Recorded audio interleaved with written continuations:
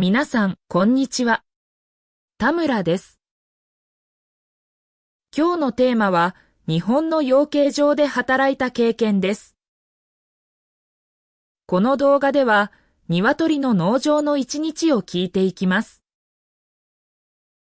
JLPTN4 の聞き取り練習にもなるように作りました。仕事の言葉だけでなく、生活の言い方も出てきます。朝の準備、掃除、卵の確認などを話します。難しすぎる説明ではなく、仕事の流れとして聞いてください。今日は中村さんに来てもらいました。中村です。よろしくお願いします。中村さんは日本の養鶏場で働いたことがありますね。ええ。半年ぐらい、鶏の農場で働きました。半年でも毎日の仕事をよく覚えていそうです。毎朝が早かったので、今でもよく覚えています。最初に聞いたとき、その仕事にどんな印象を持ちましたか？正直に言うと、卵を集めるだけだと思っていました。でも、実際はそれだけではなかったようです。そうです。小さい仕事がたくさんありました。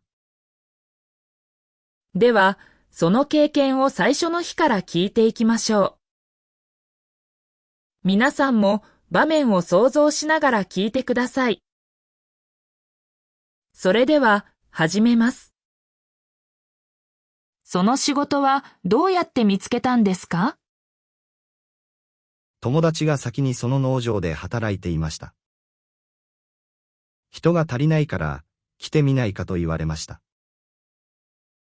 紹介で入った仕事だったようです。ええ。でも、すぐに決めたわけではありません。匂いや音が強いかもしれないと思いました。働く前に農場を見に行きましたか？一度だけ、昼頃に見に行きました。外からでも、鶏の声が聞こえました。その時点で仕事の空気を少し感じましたね。ええ。思ったより静かな場所ではありませんでした。面接では何を聞かれましたか？朝早く来られるかと聞かれました。それから、体を動かす仕事は大丈夫かと聞かれました。養鶏場では朝の時間が大事そうですね。とても大事です。朝の準備が遅れると、一日が大変になります。働くことを決めた理由は何でしたか？新しい仕事を経験してみたかったんです。それに、農場の人たちが親切でした。人の雰囲気も大事なポイントでしたね。ええ。わからないことは聞いていいと言ってくれました。初日は何時に行くことになりましたか？朝の6時半に農場へ行くことになりました。かなり早いですね。生活のリズムも変わりそうです。前の日は、寝る前に服とタオルを用意しておきました。初日の朝、農場に着いた時はどうでしたか？まだ空が少し暗くて、空気が冷たかったです。でも、小屋の中から鶏の声がたくさん聞こえました。朝の静けさと鶏の声が一緒にありましたね。その感じは、今でも忘れられません。最初に会った人は誰でしたか？管理人の山田さんでした。山田さんは、まず長靴を履いてくださいと言いました。農場では服や靴の準備も大切ですね。そうです。外の靴のまま入ってはいけませんでした。小屋に入ったとき、何に一番驚きましたか？声の大きさです。近くで聞くと、本当に大きかったです。最初は、先輩の声も聞き取りにくかったです。仕事の日本語だけでなく、音にも慣れる必要がありましたね。はい。返事をする前に、もう一度聞くことが多かったです。匂いはすぐに慣れましたか？すぐには慣れませんでした。最初は少し辛かったです。でも、仕事をしているうちに、あまり気にならなくなりました。体も気持ちも少しずつ変わっていきましたね。そう思います。最初の3日が一番大変でした。初日にすぐ仕事を始めましたか？先輩の動きを見ながら、少しずつ手伝いました。何をしているのかわからない時もありました。見て覚える仕事も多そうですね。ええ。説明を聞くだけでは、すぐにできませんでした。朝の仕事では、まず何をしましたか？餌と水の確認をしました。足りない場所がないか、先輩と一緒に見ました。ただ入れるだけではなく、確認が必要ですね。そうです。少ないところに気づかなければなりません。餌の袋は重かったですか？かなり重かったです。最初は持ち上げるだけで疲れました。体力が必要な仕事だったようです。でも、持ち方を教えてもらってから少し楽になりました。水の確認では、どんなことに気をつけましたか？水が出ているか、汚れていないかを見ました。小さい変化でも、先輩に報告するようにしました。小さな確認が毎日の安心になりますね。ええ。見ないまま進めると、後で困ることがあります。一人でできるようになるまでどのくらいかかりましたか1週間ぐらいで、流れはわかるようになりました。でも、全部を早くするには、もっと時間がかかりました。わかることと早くできることは違いますね。本当にそうです。頭では分かっても、手が遅かったです。先輩はどんな教え方をしましたか？先にやってみせて、それから私にやらせてくれました。間違えた時は、すぐに止めて説明してくれました。その場で直せるのはありがたいですね。ええ。後で聞くより、その時に聞いた方が覚えやすかったです。少しずつ、自分から確認できるようになりました。卵を集める仕事は想像と同じでしたか？思ったより、ずっと気を使う仕事でした。強く持つと、卵が割れてしまうことがあります。力だけではできない仕事ですね。そうです。速さより、丁寧さが大事でした。最初に卵を割ってしまったことはありますか？あります。箱に入れるとき、少し強く置いてしまいました。その音を聞いたとき、とても恥ずかしかったです。小さな音でも仕事中は大きく感じそうです。周りがすぐに気づくので、隠せませんでした。その時、先輩は何と言いましたか？焦らなくていいから、手の動きをゆっくりにしてと言いました。早くする前に正しくすることが大切だったようです。その日から箱に置く前に一度止まるようにしました。卵の数も毎日数えましたか？数えました。数を間違えると記録が合わなくなります。だから声に出しながら数えることもありました。単純に見えても集中が必要ですね。本当にそうです。ぼんやりしているとすぐに間違えます。卵を見て鶏の調子もわかるんですか？私は詳しくありませんでしたが、先輩はよく見ていました。いつもと違うときは、すぐ管理人に伝えていました。経験がある人は小さな違いを見ていますね。そこが、私には一番すごいと思えました。卵を集めるだけでも、学ぶことが多かったです。掃除の仕事はどのくらいありましたか？毎日ありました。小屋の中も、道具もきれいにしました。最初は、掃除が一番きついと思いました。体も使いますし、匂いにも向き合う仕事ですね。はい。でも、きれいにした後は気持ちが良かったです。掃除の前に何か準備をしましたか？手袋とタオルを用意して、水も近くに置きました。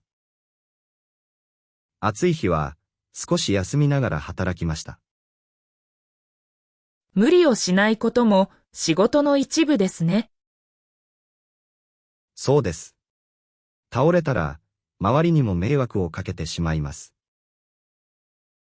きれいにする場所は毎日同じでしたか？だいたい同じですが、日によって少し変わりました。雨の日は、外の通り道も汚れやすかったです。天気で仕事の量も変わりますね。ええ。晴れの日より、雨の日の方が時間がかかりました。掃除をしながらどんな言葉を覚えましたか？床、道具、入り口、奥、手前などです。短い言葉でも、現場ではすぐ必要になります。生活で知っている言葉も仕事では大事になりますね。そう感じました。特に、場所を表す言葉は大事でした。終わった後は何を確認しましたか？道具を元の場所に戻したか確認しました。次の人が使いやすいようにしておくためです。自分の仕事が次の人を助けますね。そこに気づいてから、片付け方も変わりました。仕事に慣れるまでに失敗したことはありましたか？あります。ある日、箱の置き方を間違えました。通り道が狭くなって、先輩が通りにくくなりました。小さな置き方でも仕事の流れが変わりますね。そうです。その時、場所の大切さを知りました。先輩は怒りましたか？強くは怒りませんでしたが、すぐ直すように言われました。理由を聞いたら、次から気をつけられると言われました。ただ直すだけでなく、理由を知ることが大事だったようです。ええ。理由を知らないと、同じ失敗をしてしまいます。他にも困ったことはありましたか？ゴミの置き場を間違えたこともあります。農場では、分け方が決まっていました。決まりを覚えるまではメモが必要そうです。その通りです。私は小さいノートに書いておきました。日本語の聞き間違いもありましたか？ありました。右と奥を聞き間違えたことがあります。その時は、すぐ聞き返してよかったです。わかったふりをしないことも大切ですね。現場では、それが一番大事かもしれません。聞き返すとき、どんな言い方を使いましたか？すみません。もう一度お願いします。と言いました。短い言い方ですが、何度も助けられました。仕事では、きれいな文より伝わる文が必要な時もありますね。そう思います。まず止まって確認することが大事でした。夏の農場は暑かったですか？とても暑かったです。朝でも汗をかきました。小屋の中は、外より暑く感じる日もありました。体の調子を見ながら働く必要がありますね。水を飲む時間を忘れないようにしました。冬は反対に寒かったですか？寒かったです。手が冷たくて、動きにくい朝もありました。でも、仕事を始めると少しずつ体が暖かくなりました。季節が変わると、同じ仕事でも感じ方が違いますね。本当に変わります。服の準備も大事でした。雨の日は仕事が変わりましたか？外の作業が少しやりにくくなりました。床が濡れているときは、急がないようにしました。急ぐより落ち着いて動く方が安全ですね。そうです。先輩も、今日はゆっくりでいいと言っていました。体力にはいつ頃慣れましたか2週間ぐらいで、朝の疲れが少なくなりました。前は帰るとすぐ寝ていましたが、だんだん平気になりました。仕事に合わせて生活のリズムも変わりましたね。ええ。夜遅くまで起きないようになりました。休みの日も農場のことを思い出しましたか？たまに思い出しました。朝早く目が覚めることもありました。体が仕事の時間を覚えてしまったみたいでした。そこまで慣れると仕事が生活の一部になりますね。そう感じました。大変でも少し楽しくなってきました。少し慣れてから任される仕事は増えましたか？増えました。簡単な確認なら一人で行くようになりました。でも、心配な時は必ず先輩に相談しました。一人でやることと相談することの分け方も大事ですね。そこは、働きながら少しずつ覚えました。先輩に褒められたことはありますか？一度だけ、確認が早くなったねと言われました。その一言が、とても嬉しかったです。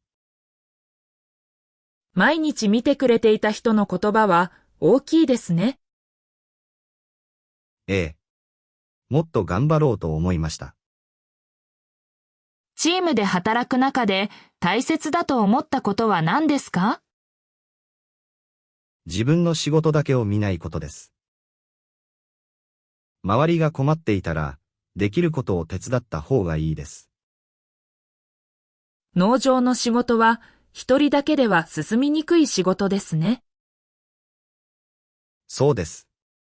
誰かが遅れると、他の仕事にも影響します。報告はどのタイミングでしましたか？変だと思ったら、すぐに伝えるようにしました。後で言うと、遅すぎることがあるからです。早めに伝えることが安心を作りますね。ええ。小さいことでも、言った方がいい時があります。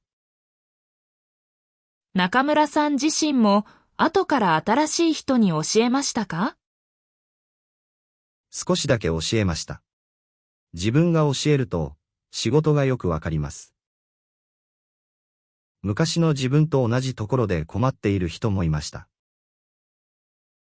経験したからこそわかることがありますね。そうですね。だから、強く言いすぎないようにしました。この仕事をして一番変わったことは何ですか？毎日の小さい確認を前より大ごとに思うようになりました。見えにくい仕事ほど大切な場合があります。表に出ない仕事が毎日の流れを支えていますね。そう思います。卵が店に並ぶまでには多くの人が働いています。鶏を見る目も変わりましたか？変わりました。ただの動物ではなく、毎日世話が必要な命だと思いました。その言い方には仕事を通して感じた重さがありますね。ええ。責任という言葉の意味が少しわかりました。日本語の勉強にも役に立ちましたか？とても役に立ちました。短い指示を聞く練習になりました。教科書にない言い方もたくさん聞きました。現場の日本語は生活の日本語とも少し違いますね。その通りです。でも、毎日聞くと少しずつ慣れます。これから同じ仕事をする人に何を伝えたいですか？わからないときは、早めに聞いた方がいいです。そして、最初から早くできなくても、落ち込まなくていいです。続けるうちにできることが増えていきますね。ええ。私もそうでした。毎日少しずつでした。今思うと、あの仕事は大変でしたが、良い経験でした。中村さん、今日はありがとうございました。こちらこそ、ありがとうございました。皆さん、今日の話はどうでしたか？養鶏場の仕事は卵を集めるだけではありませんでしたね。朝の準備、掃除、確認、報告など、たくさんの仕事がありました。聞きにくかった言葉や文の形があれば、コメントに書いてください。次の動画で少しずつ取り上げるかもしれません。今日も最後まで聞いてくれてありがとうございました。また次の練習で会いましょう。